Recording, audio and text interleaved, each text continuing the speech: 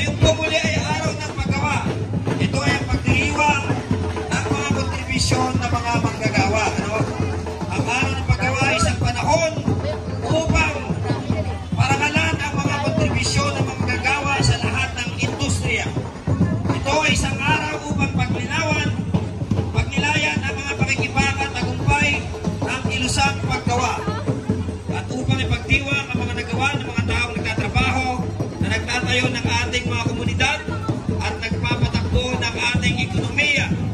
Sa taong ito, maglaan tayo ng sandali upang pahalagahan ang dedikasyon at pagsusumikap na nagpapalago sa ating lipunan. Ayan po ang ating mensahe ngayong araw ng paggawa.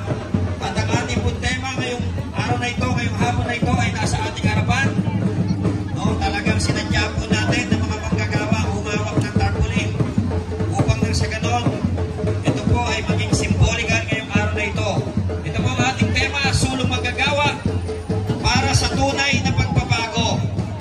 Ngayon mga manggagawang Pilipino, obrerong Pilipino, ang katanungan ng sambayan ng Pilipino, handa na ba tayo sa pagbabago? Handa na ba tayo sa pagbabago?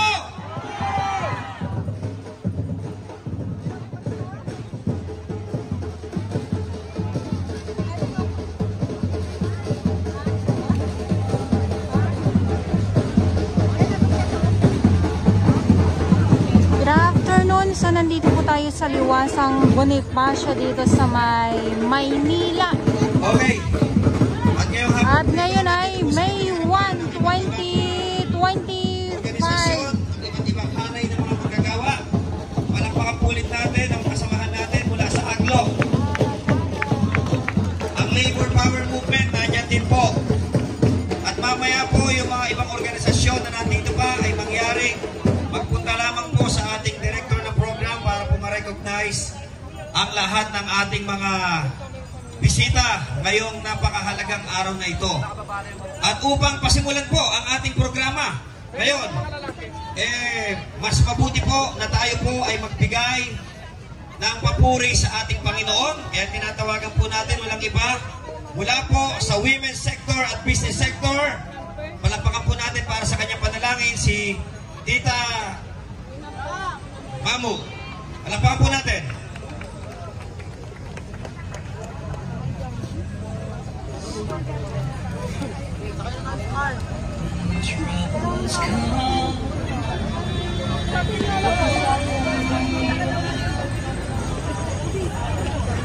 Magandang araw sa inyong lahat.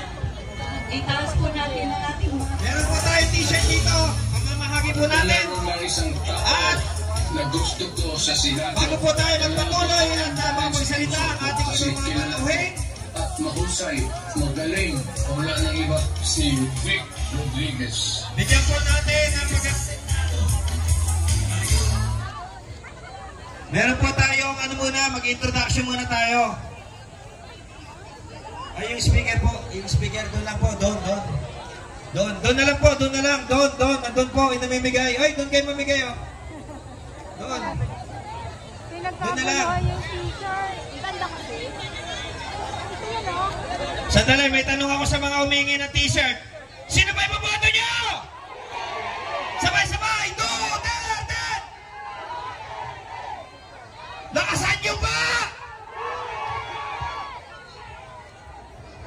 At ngayon, habang inintay po natin ang iba nating susunod na magsasalita, tinatawagan ko po ng pansin ang ating panauhin ngayon upang bigyan po tayo ng isang awitin. Palakpakan po natin si Sir Marlon Michel. Palakpakan po natin.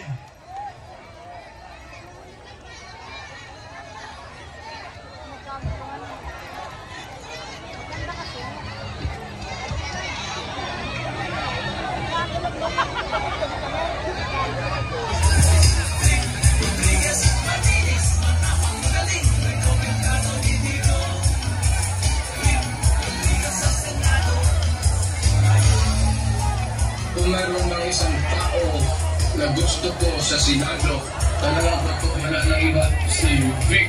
Okay, mamaya na po ulit. Okay na, mamaya na ulit.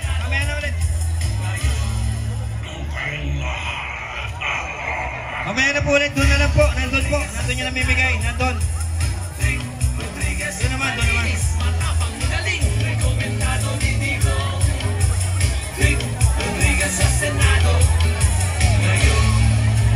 Kung meron ng isang tao Okay, si Sir Norman, nasa na po? talagang totoo Sir Norman. sa puso ko kasi kilala ko at mahusay, magaling, wala nang iba, si Vic Rodriguez.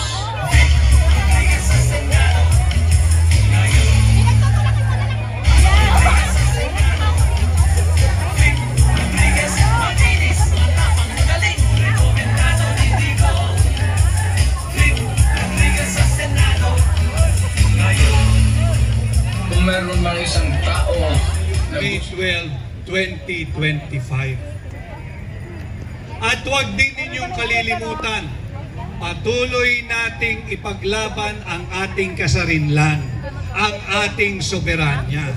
Huwag ninyong kalilimutan, noong March 11, ang kapwa natin Pilipino ipinagkanulo ng sarili niyang gobyerno na ang pangalan ay Rodrigo Roa Duterte.